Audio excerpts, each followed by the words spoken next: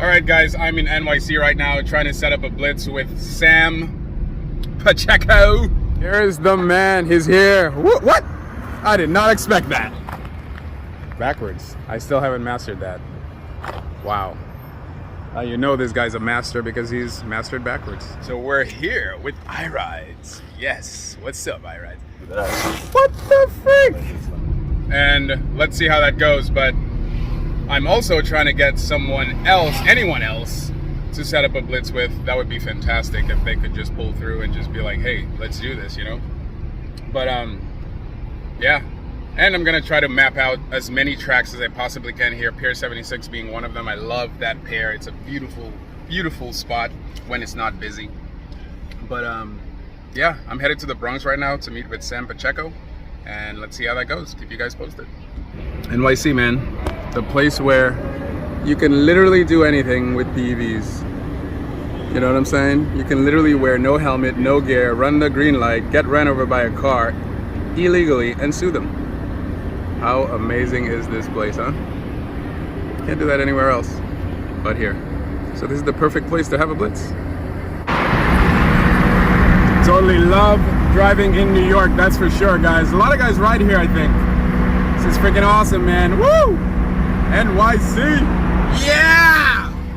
Blitz! There's so many places we could blitz around here, man. This place is massive! Massive! Alright, so we're in the Bronx right now. Getting closer and closer to Sam iRide's shop. Alright. So, on our way. The Bronx! He's already blitzing. He's blitzing. He's blitzing. Woohoo! What happened? Did it break? You good? What happened?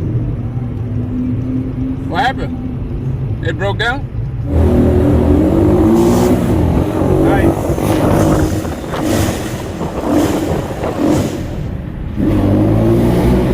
I'm not gonna race you, dude.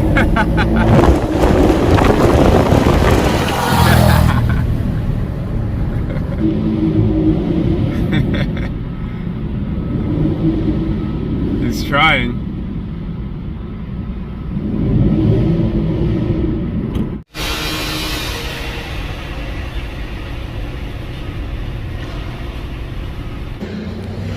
All right, so the fun is over.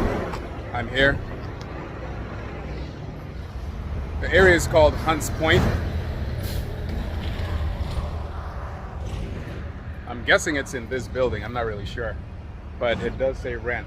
He's on his way. He lives close, but let's see what his shop is like. Ooh, exciting. See the city in the background over there, all the way over there. I'm literally 24 minutes away from Manhattan. Curious to see where the Blitz track is gonna be, because he has a track for me that he set up. So let's see if it's any good. I brought every single wheel I have in my possession. I brought the EX30 to race. I brought the Master Pro to return to EUC Vibes. Shout out to EUC Vibes. And I brought the MSP from Apple Valley Speedway that I raced. Something's wrong with the bracket for the pedal hanger.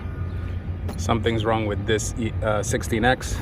And then I have the EXN over there. Yep. Woo! This car is awesome, man. Nice little car.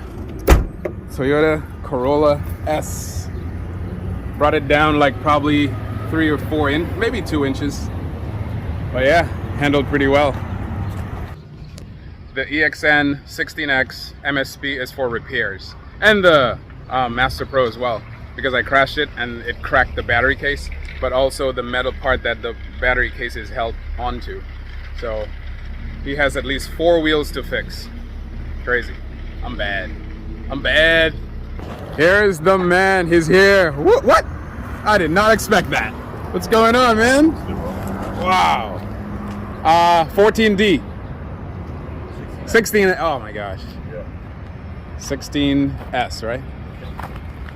Backwards. I still haven't mastered that. Wow. You know this guy's a master because he's mastered backwards. Holy smokes. Oh, right there. Okay. All right. Beautiful. Wow. That's a beautiful spot. All right. I literally have like a ton of wheels, dude. Okay. So we're here with iRides. Yes. What's up, iRides? Yo, do that again. Please. I was like, when I first started, I was able to do that. What the frick? Like, even burning rubber and everything. What the frick is this? Yeah, did you see that? Well, I like it a lot. It's really huge.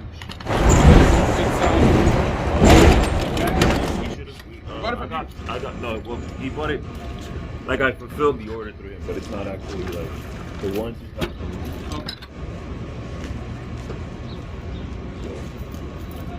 Okay. Woohoo! That's what I was about to ask. That's going with the whole thing. EXN, MSP. That's my favorite. These two are my favorite wheels. To be honest. But basically, this one has an issue with the board, and I'm not sure what I did, but I had disconnected the fan, Okay. and I'd added my own fan, and I was rocking it back and forth, and I just heard it just cut out. So I'm not even sure. There was no pop. There was no, you know what I'm saying? Just could have been overdraw. Maybe. There you go. So it could be the board. I don't know. I looked for burnt marks. No, I looked for burnt marks. I looked for nothing.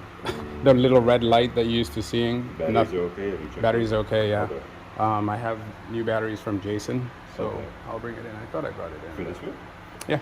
Oh, okay. Actually, no, it was for this wheel. Oh, okay. This wheel has this battery. Ah, okay. And I have the box. It has 2 fuses in it. Would you purchase a third battery too? Because this is two. No. Both of them from Jason. This one has no batteries in it. No batteries at all. No, But you have batteries. I have batteries in the box. But those batteries are Litec batteries. They're Litec from Jason. From Yeah. There's 2 or 3. 2. This takes 3. This takes 3, so there's 1 in there then. Because I was wondering what that extra weight is. Yeah. Okay, cool. It'll be 1 on the motherboard side, 2 on this side. Yeah. So. But you're not gonna mix them. No. Right, because the two. Are you putting those back? Yeah, in there? exactly. Oh, yeah. okay. Because that Litec is for that MSP. Got you. Yeah. Say hello, man. Hello. Hi. How you doing? Yeah, this is the boom, boom, boom. Yeah. Man, very committed, dedicated EUC rider. You know, doing his own thing.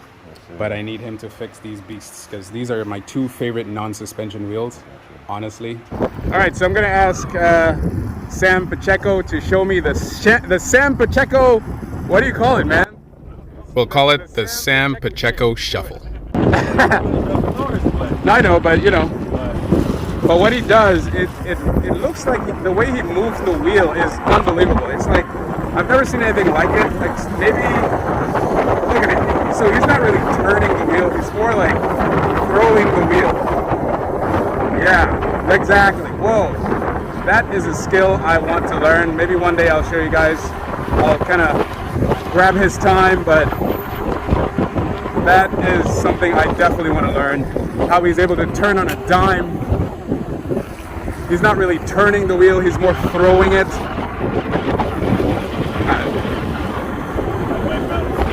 How would you explain that, Sam? How would you explain that? I've been skiing once, and the closest thing I can explain it to is like skiing, where you're essentially just pressing the outside edge, okay. And you yourself back over. Right. Wow. Back. But somebody once told me that I ride like I'm playing basketball. Okay. And so how I try to get the mechanics for people is instead of just turning into it, in basketball, if you're trying to do a crossover, you don't just go. Oh my gosh, look at that. That doesn't give you the stability. Right. So in order for you to go right, you want to hesitate left and then go right. Right, So imagine somebody, you're dribbling the ball, somebody jumps in front of you like, whoa. Wow. Oh my gosh. Or down the right side. Like, Wow. That's kind of the idea. Right. Like, bring it back. Yeah, so thanks, man. I appreciate that. Hopefully, I can get into a more deeper dive of how to ride like this. But this is a beautiful, beautiful style. Very flowy. A lot of control here. Holy smokes. Oh, the suspension rod came But it might off. just be that I didn't tighten it Could all be. the way. I But don't- this is like a screw thing. Yeah, it ended up dragging like the V13. Yeah. What the? Oh, you know what? You're right. Yeah, I didn't screw it in didn't all the screw it way. all the way. Okay. So maybe it's a maintenance thing. Yeah. Something to keep an eye on, though. Yeah. Wow, that's interesting. Well, the cool thing about the V13 was I ended up pushing it back in and riding it anyway. Yeah. So what do you think happened here with the Commander Pro, Commander Mini? Oh, I just didn't tighten this. I noticed this when I first took it out the box. Yeah. I just didn't know what it did. I thought it was a way to tighten the suspension or something. Okay. So I need to Just need to put tighten that it. back in. Yeah, And it's like you would flathead. obviously recommend people tighten So their check rod. that when Yeah. you get it. Make sure it's tight all the way. Yeah. To Yeah, me, 'cause it looks clearly like it you're should still tighten riding. all the way. Yeah. Interesting. I thought it was like something got broken. But Right. So no worries there about the Mini. This is just a maintenance thing. Remember, these wheels are a lot more complicated than non-suspension wheels. So, but yeah, he's still riding it, so that's good.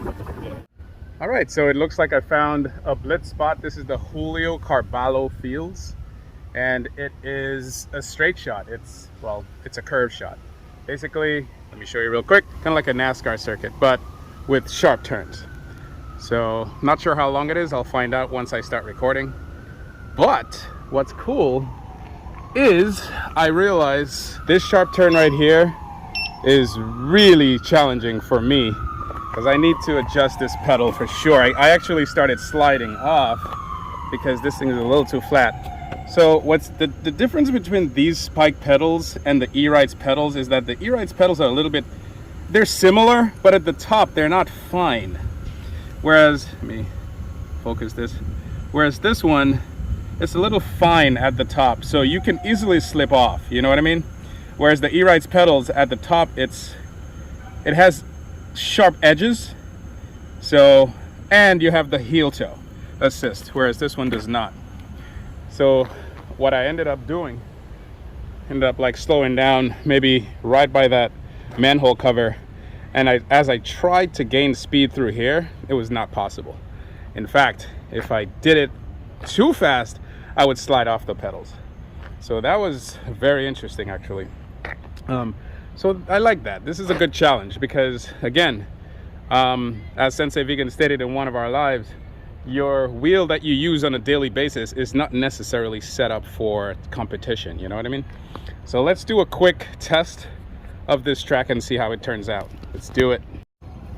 All right, once again, wheel of choice, EX30.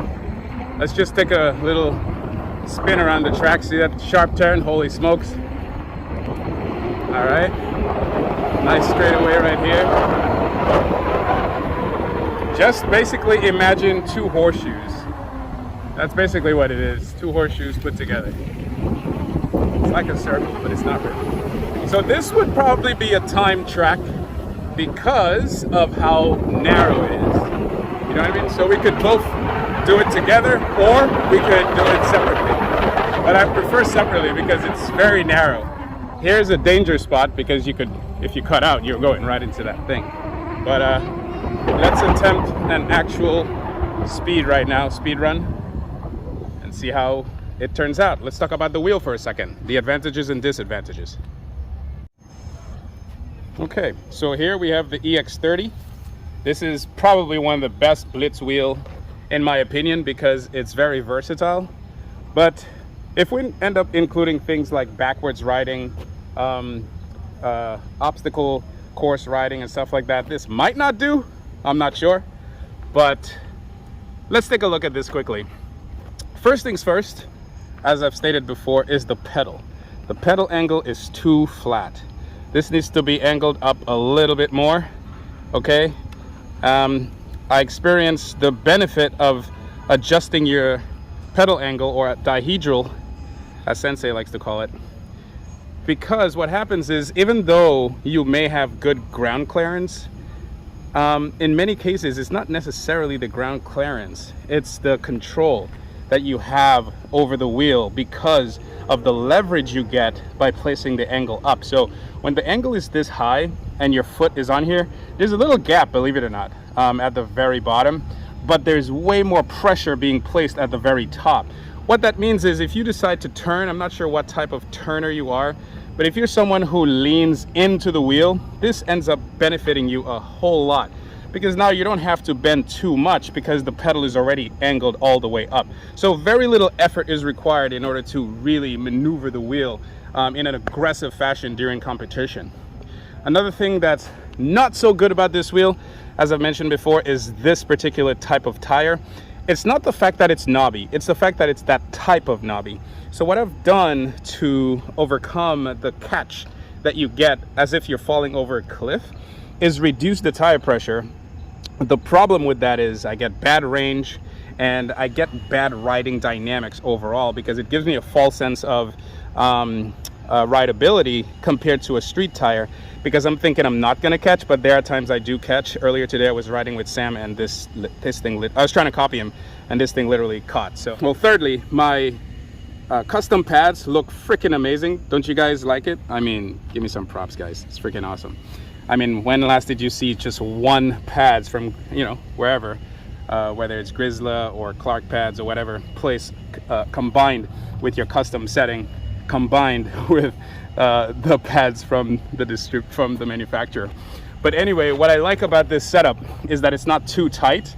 It leaves me room to open up, you know what I mean, and throw the wheel however I choose based on certain needs. For example, this turn right here.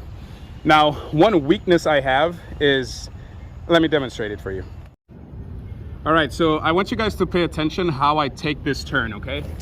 And tell me what you think my weakness is. All right, watch me closely on how I take this turn. See if you could spot my weakness.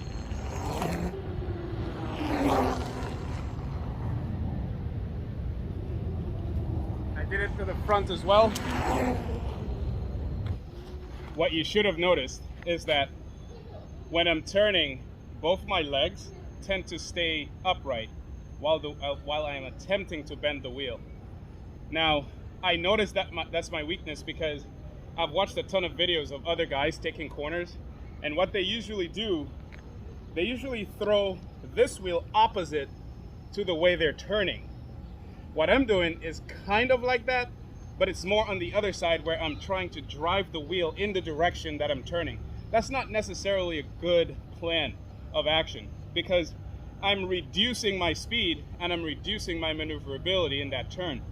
Whereas if I had allowed this side to press more against this, I'm able to gain more control over the wheel because it's being thrown in the opposite direction and allowing my body to turn the wheel, right?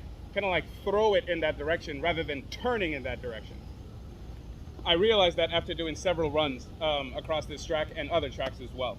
So there's a lot to learn here, but I'm not sure if it has partly to do with the tire, but for sure, it has to do with these pedals as well. These pedals are not, I'm not too confident with them. So I have to change them completely or angle them a little bit better. So let me see if I can do a real run here and do it with Track Addict. So this is NYC Track 1. All right, starting line, right as we pass this gate over, right here, go. Woo! This is really partly to do with speed, mostly some technique is involved. Slow down, see, look at this wobble. This is due to the pedal type.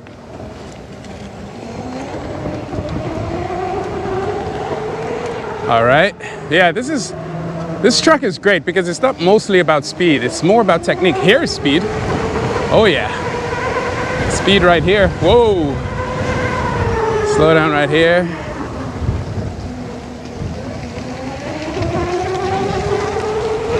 Woo. All right, wonder how that was. That was one round. That was a fabulous track, but the EX30, man, wow.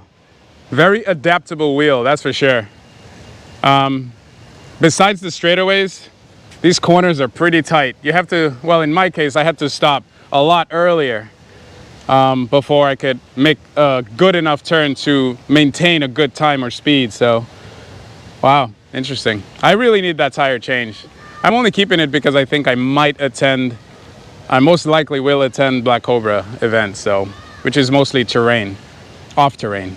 All right, so guys, that was an amazing track because it really demonstrated the acceleration, the braking, maintaining a certain speed for a certain distance, cornering.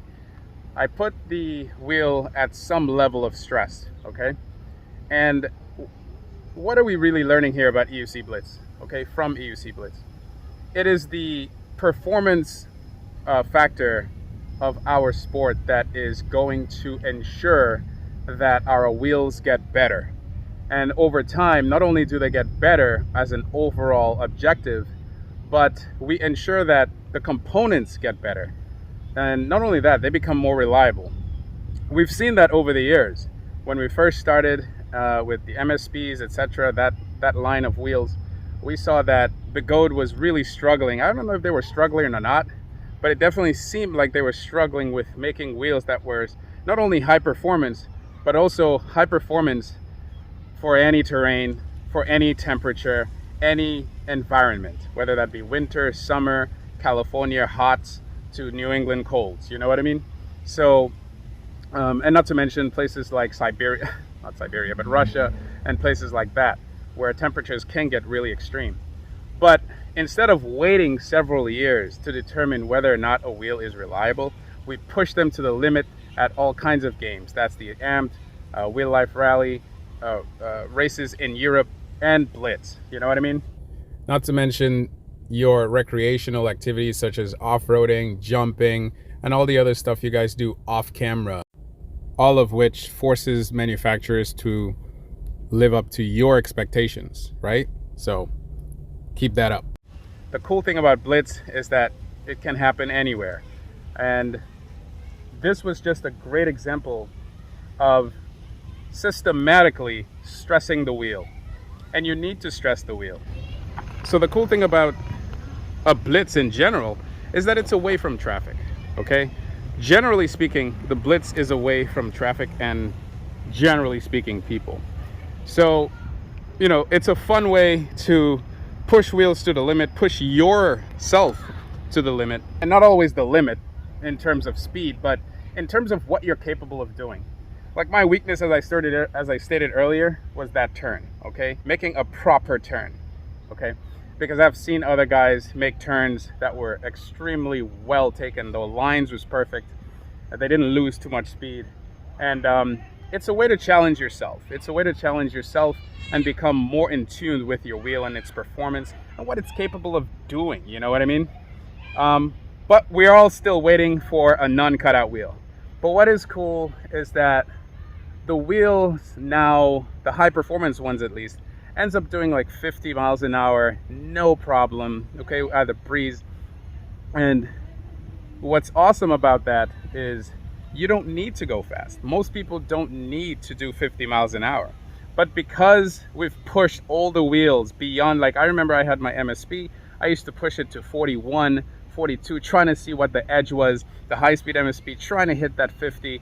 And obviously riding the beeps is never a good thing, but for people like me who love to push wheels to their utmost, now we don't really need to do that. I don't need to ride the beeps because traffic is, I don't know, the speed limit here is probably 40, some places it's 50, and this thing does 55 plus, you know what I mean? So the maximum speed I've hit this wheel at is maybe 53 miles an hour, and really, I wasn't even trying to do it. So we have come a very long way in creating superb performance wheels. And with that, great performance components. Okay, we didn't do that, they did. But they did it on our account, okay? So, yeah. I hope you guys sign up to EUC Blitz and start competing, all right? I'm on the road to try to find other tracks. Until then, Blitz is the future!